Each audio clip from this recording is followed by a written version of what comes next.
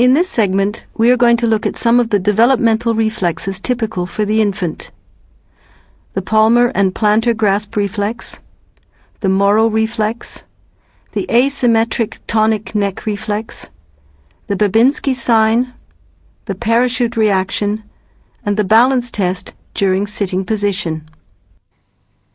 The palmar grasp reflex is tested by introducing a finger from the ulnar direction into the palm, without touching the dorsal surface of the hand. The palmar grasp reflex is lost over the first 3 months. In order to test the plantar grasp reflex, the examiner presses his thumbs against the balls of the baby's feet.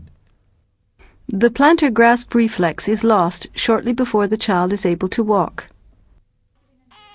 To test the Moro reflex, the examiner lays the baby onto his lower arm while supporting the baby's head with his other hand. The hand under the baby's head now moves downwards with a quick movement, so that the baby's head becomes dorsally flexed by a few centimeters. In an initial phase, the baby moves its arms outward and upward and extends its fingers into a fan. In a second phase, the arms are flexed and moved to the front. Thumbs and forefingers form a C.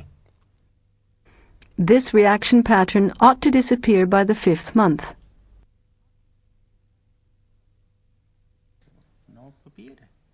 The asymmetric tonic neck reflex is tested by holding the baby's head rotated to the side for a few seconds.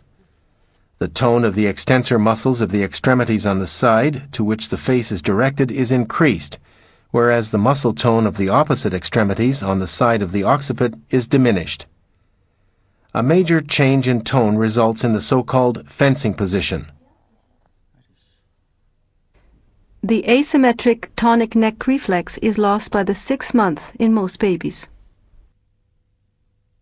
In infants, the Babinski sign is normal. It is triggered off by stroking the lateral edge of the sole of the foot. The Babinski sign can be confused with a withdrawal response.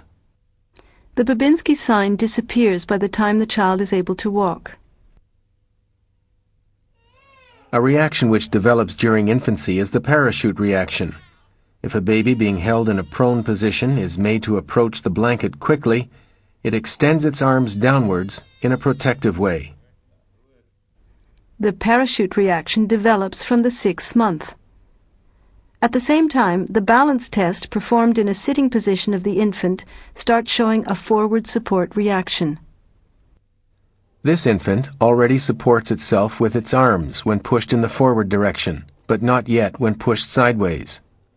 The sideward support reaction develops when the baby is 7 months old. This 10-month-old infant supports itself well sidewards. Only at 11 months are infants able to support themselves when falling backwards. As mentioned before, this baby is only 10 months old. He cannot yet manage to support himself when being pushed backwards.